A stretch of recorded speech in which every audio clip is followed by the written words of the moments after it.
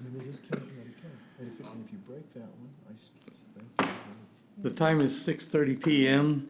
The Louisville Planning and Zoning Commission meeting of Tuesday, November 17th is now called to order. And first order of business is quorum is present and review of the minutes and approval of November 3rd, 2015 meeting. Are there any additions or corrections? If not, may I have a motion to approve? I'll make a motion to approve. Motion by Kristen for approval. Second. Seconded by Brandon. Those in favor, aye. Aye. Opposed? Motion carries. Item number 3 is public hearing for consent agendas. There's a 3A and a 3B. We'll read them both, then vote on them as one action. Item 3A is the final plat of Crossroads Center South Edition, Lot 1R-1, Block B, on a 10.096 acre tract. It is zoned Medical District MD, located on the northwest corner of Cookie Lane and Windhaven Parkway, being being a replat of Lot 1R, Block B, Crossroads Center South. Item 3B is the final plat of Louisville Town Crossing Edition, Lot 6R-1AR, Block A, on a 10.6089 acre tract. It is designated Light Industrial L1, located in the southeast quadrant of Josie Lane and Sam Rayburn Tollway, being a replat of Lot 6R-1A, Block A, Louisville Town Crossing Edition. Mary? Good evening, Commissioners. With regard to item 3A, final plat of Crossroads Center South, staff would recommend approval of this plat, subject to them obtaining signatures on the plat. So that is still in process. With regard to the final plat of Louisville Town Crossing Edition, staff would recommend approval. Commissioner, any questions? Okay, if not, we'll open up the public hearing at this time. Anyone that wishes to speak, please come forward, sign in, and state your name. Having no one come forward, the public hearing is now closed. Commissioners, comments, discussion? If not, may I have a motion? Move to approve Move to approve on the conditions. on the with the additional signature requirement. Okay, by Brandon. Second. Seconded by Kristen. Those in favor, aye. Aye. Opposed, motion carries. Agenda item 4 is public hearing for zoning and zoning ordinance amendments. Consideration of the concept plan amendment for the Hebron 121 station, a mixed-use development on 90.08 acre tract of land. It is out of the A.J. Hitchcock survey, abstract number 614, the McKinney and Williams survey, abstract number 936, and the BBB and CRR company survey, abstract number 144, bounded by the DGNO Railroad to the east, Timber Creek to the west, State Highway 121 to the south, and Lakeside Circle to the north, and zoned mixed-use 90 district, MU 90, as recommended or requested by Riverside DPH, the property owner. This is case number PZ 2015-11-19. Richard? Good evening, Chairman Davis and members of the Commission. The MU90 zoning and associated concept plan for Hebron 121 station was approved by the City Council in June of 2008. The original concept plan consisted of 1,751 multifamily units throughout the development, with 20,000 square feet of office and retail space on the ground floor of a curved building located at the end of a large central promenade that contains amenities such as the leasing office, swimming pool, various sport courts, and open space. The Denton County Transportation Authority Hebron 121 passenger rail station is located immediately north of this site. And I can point that out right here on the drawing, right here to the north of the central promenade. The first 3 phases of the development have been completed. It consists of 922 multifamily units. Those are all within 4-story structures. The proposed amendment adds an additional 124 units, changes the building types, reduces the commercial square footage, and adds a fitness center and restaurant to the Central Promenade. The additional 124 units amounts to about 7% increase, which is allowed within the MU-90 district. Therefore, the primary purpose of this concept plan amendment is to introduce 3 new building types to the development. That includes a vertical multifamily or townhouse style building, a wrap building where multifamily units wrap around a structured parking garage, and then the final are mansion homes. That consists of 16 dwelling units, all within a single structure designed to have the appearance of one large single-family home. And as you can see on here, the wrap structure is located right here, kind of southeast of the Central Promenade. You have the mansion homes are further here, closer to the open space, kind of on the southeastern edge of the development, and the townhomes are more here in the northeast of the Central Promenade. The ground floor office retail space in the curved building is proposed for reduction from 20,000 square feet to 4,000 square feet. However, to compensate for that, the applicant has submitted a companion zoning change item with the City of Louisville, which is the next item on our agenda, to rezone the light industrial property on the east side of the passenger rail tracks to MU-90, and that is all proposed for office, retail, or commercial uses. I believe 470,000 square feet.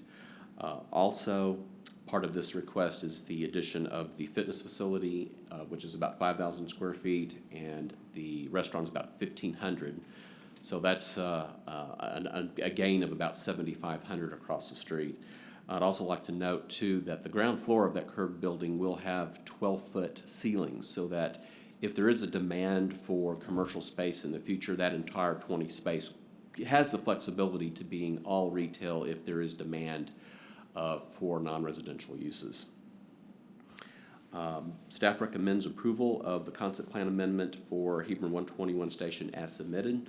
I'm glad to answer any questions, and also the applicant is present this evening to introduce himself and to answer any questions. Thank you. I am curious about the reduction in the from 20,000 square feet to 4,000 square feet. Well, how did they come? Did they just determine that the business isn't there? They won't be able to get businesses there, or I'm just wondering what the rationale is. That's a big difference. Yes, and I can defer that to the applicant. Okay. I think he would be best. Before I turn it over to him, though, I would like to show you some of the images.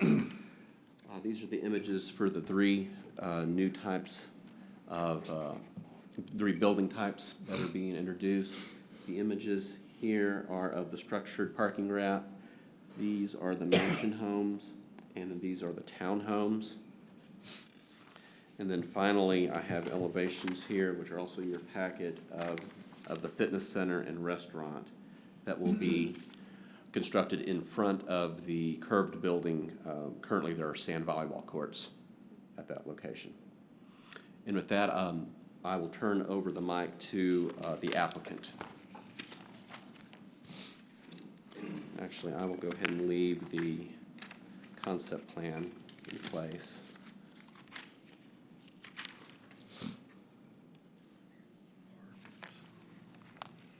Okay, thank you.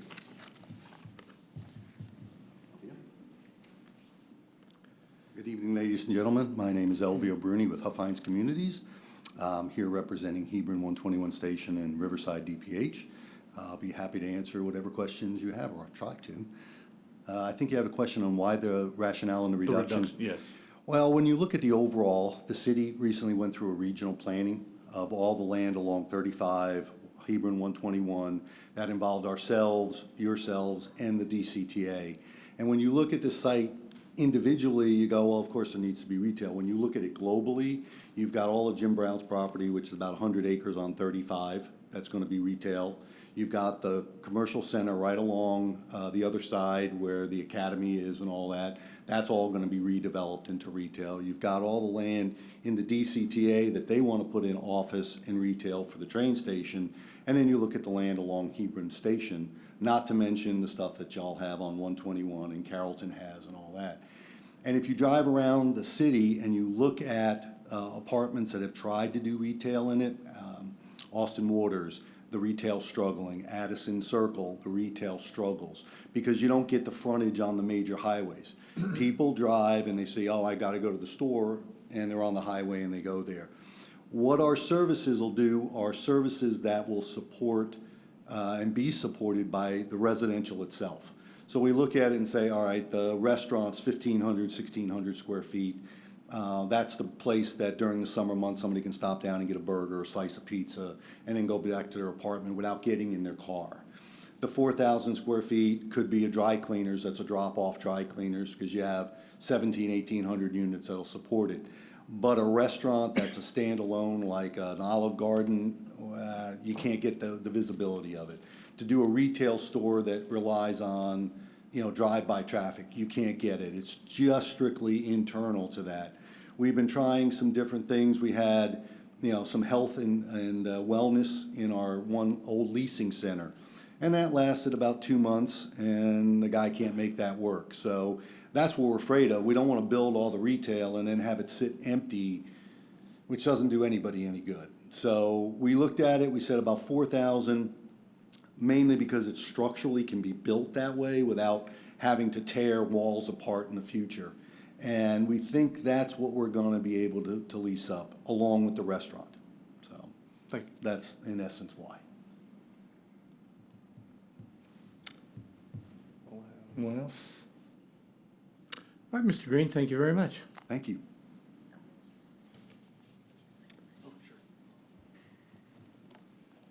All right, this time we'll open up, did we open up the public hearing already? Oh, I don't think We didn't so. do that yet, okay. All right, this time we'll open up the public hearing. Anyone that wishes to speak, please come forward and state your name and sign in.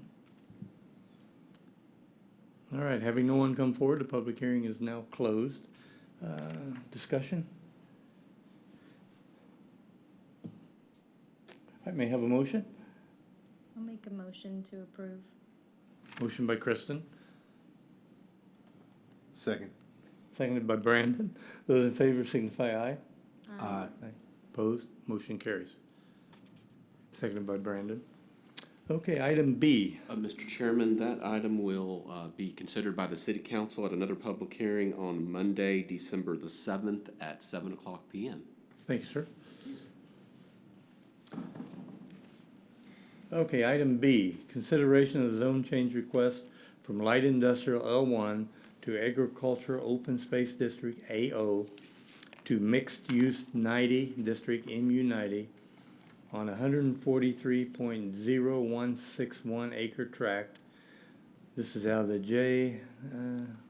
Armendary Survey, abstract number 28, the W. Cantrell Survey, abstract number 290, the J. Counting Survey, abstract 242, the H. Harper Survey, abstract 605, the Haynes Bullion Survey, abstract 626, the A.J. Hitchcock Survey, abstract number 614, and McKinney-Williams Survey, abstract number 936.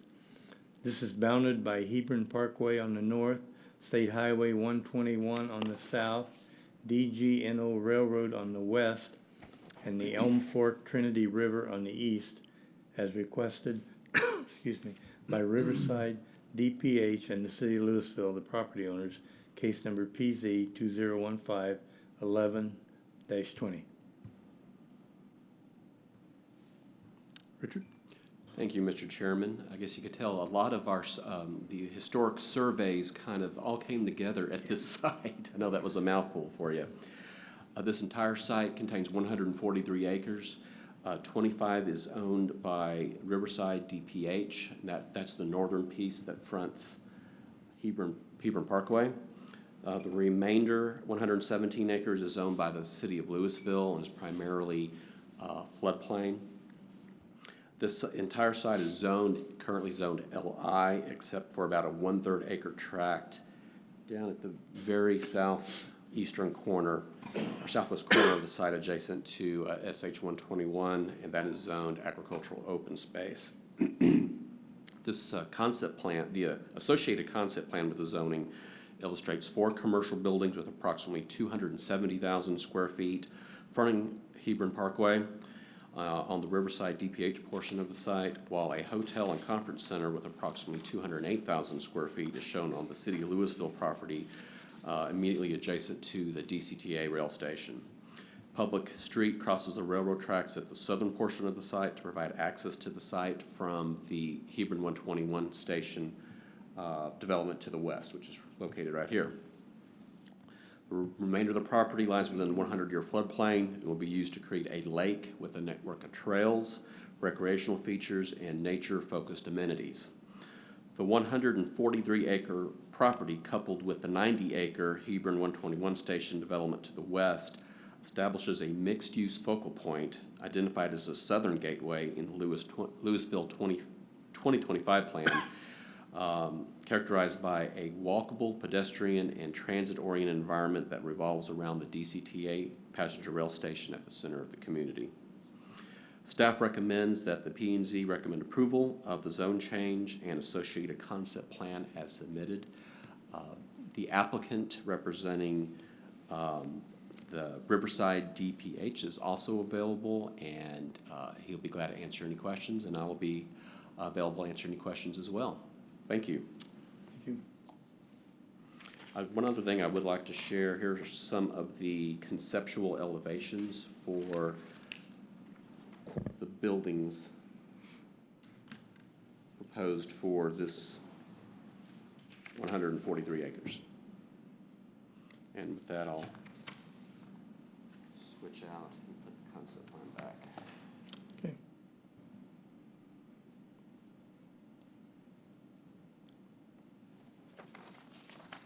Thank you. I just had one question. Is there a time frame on the city property for that development? I know some of the aspects are being worked on. I believe there's a canoe launch. I don't have a time frame for the full development, but it will be probably done in multiple phases. We would like to implement that, as soon as we possibly can, as funds are available. So we do have kind of I think a time frame probably within about 5 years, if I had to guesstimate. Is it part of the park program, or is this not a park related? I think there's multiple funding sources for those amenities, and LVO may be able to answer that question. Funding source? Those are always the tough questions. I know we've been working with the city to come up with a concept plan. As Richard said, there's a lot of this is valley storage and floodplain that needs to create the lake system. The far eastern lake has already been dug up to the power lines that run through there. The western side really is going to come down to whether or not the city wants to keep some land in grassed areas for fields and all to go along with the conference or sports center. So I think it's going to be an evolving plan as we see what happens with the city's convention, as well as what we see in the way of interest along the frontage on there. We've had some signage up. It's been spotty. People have been interested. The landfill has been a bit of a negative across the street. Nika and Richard and I have been working with the Parks Department. That side of Hebron could really use some sprucing up, and we're trying to determine the best way to take the wall down, to put in a native, basically a living berm to help screen, and to create a gateway coming in from that side. So I think it's going to be a couple odds and ends on how we're going to put all that together. But I know the Parks Department would like to get the canoe launch done pretty quickly. That is the retrieval point for the canoe, and now that the river's up, makes it pretty easy to get the canoes in there. Unfortunately, it doesn't make it easy to get the cars in there. The lake is up now that the rains have come, and that's a good thing because that was going to be filled by the Trinity. That should stay up and stay pretty full, and hopefully we can get all this kicked off in the next, as Richard said, about 5 years. But we're going to see what the market does. Thank you. I have a question. So this property is going to supplement like this open space is gonna be also utilized by the people across the tracks, right? For the residential development? The original concept and the original agreement with the city that there would be a DCTA, the line crossing of a road, as a public road. And we have confirmed with both TxDOT, with DART, and with the DCTA that crossing's in place. That will be dedicated to the city because it's a public road. There is pedestrian passageways in the TERS that would go and connect all the properties along the 35 corridor and this park. But all this park will be open to the residents of Louisville, not just ours. They'll be open to everybody. So how many rail crossings are there? There's one vehicular rail crossing and one pedestrian rail crossing that I'm aware of. The DCA track, from what I understand, is a two-sided access to the train, so they can access the train from both sides, the convention center side and their property on Lakeside Circle. So all that is accessible to the train both ways.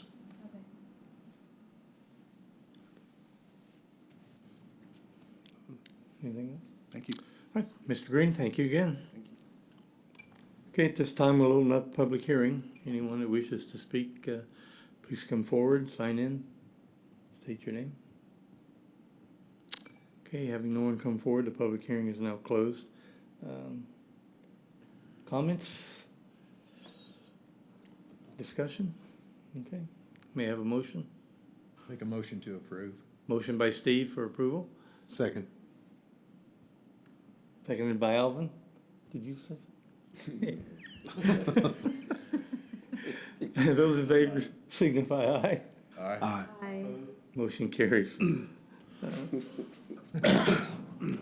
swear you said something. I didn't say that. Not a word.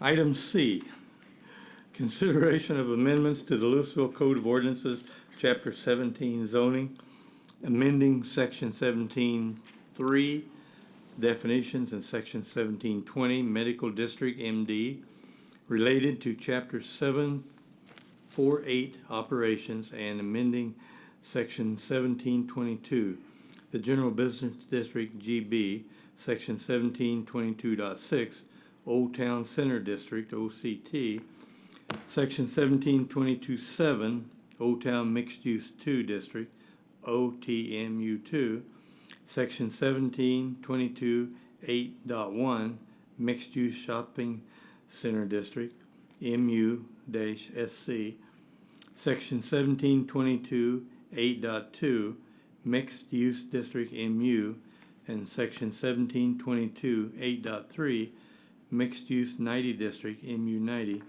related to new hotel requirements.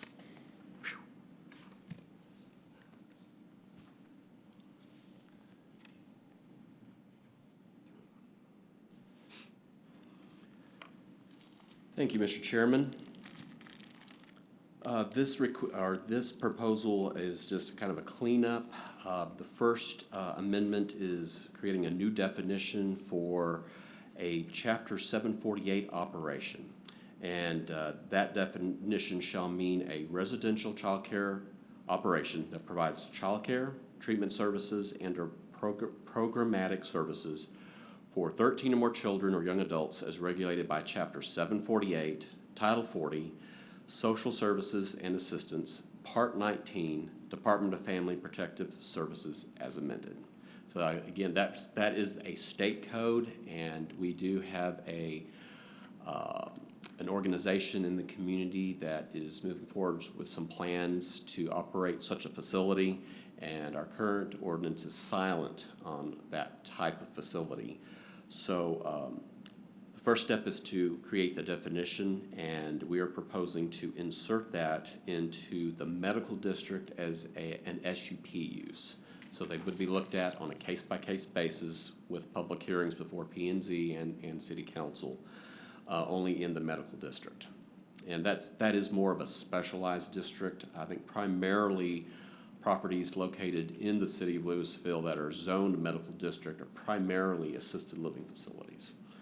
That is the the only district that those uses are currently allowed in. The other change that's proposed tonight is deals with hotel rooms. Staff is bringing forward an ordinance amendment to our hotel regulations. Now, those regulations are housed in our general development ordinance, and any amendments to the general development ordinance go straight to the city council. And so that is why the P&Z is not considering that ordinance. But in that proposal, we're making some changes to some of the guidelines as far as the number of units, architectural requirements, and so forth. But one of the changes that is proposed in that ordinance is that any hotel rooms that are proposed that have full kitchens are going to require approval of an SUP. And there are quite a few other communities in the Metroplex that have similar requirements. And so the way that would read, it would read hotel rooms with full kitchens, including full-size refrigerator and or cooktop, would be allowed with approval of a special use permit. And that would appear in the general business, Old Town Center, Old Town Mixed Use 2, Mixed Use Shopping Center, Mixed Use, and the Mixed Use 90 districts. And again, that will bring that in alignment with the proposed revisions in the GDO that is being considered by the City Council on December the 7th. Are there any existing hotels that have that today? The range top? Yes, we do. We do have quite a few existing hotels that were developed probably 15, 20 years ago that are more extended stay. And those do have the pretty much full kitchens. It caters towards customers that stay for longer periods of time and I'd forgot about extended stay. Yeah. do a lot of cooking in their units instead of eating out of the economy. So again, that SUP does give the city kind of an extra level of protection to kind of review these on a case-by-case basis to ensure that it's an appropriate fit at the location and with the surrounding area. And I'd be glad to answer any questions. The new SUP would be for just anyone who's building new hotels? Those would apply just to new developments. Or any existing that undergo a renovation. Let's say you do have a structure that had a hotel and they're going basically gutting and starting over again. If they propose rooms with full kitchens, then they would have to first obtain approval of a SUP. Anything else? Thank you, Richard. Thank you. Okay, at this time, we'll open the public hearing. Anyone that wishes to speak, please come forward, sign in, and state your name. Having no one come forward, the public hearing is now closed. Commissioners, discussion, comments, concerns? If not, may I have a motion? Move to approve. Moved to approve by Brandon. Second. Seconded by Alvin. Those in favor signify aye. Aye. Opposed? Motion carries. Item number 5 is adjournment. May I have a motion to adjourn? So move. Motion by Alvin, seconded by Brandon. Those in favor, aye. Aye. Meeting adjourned.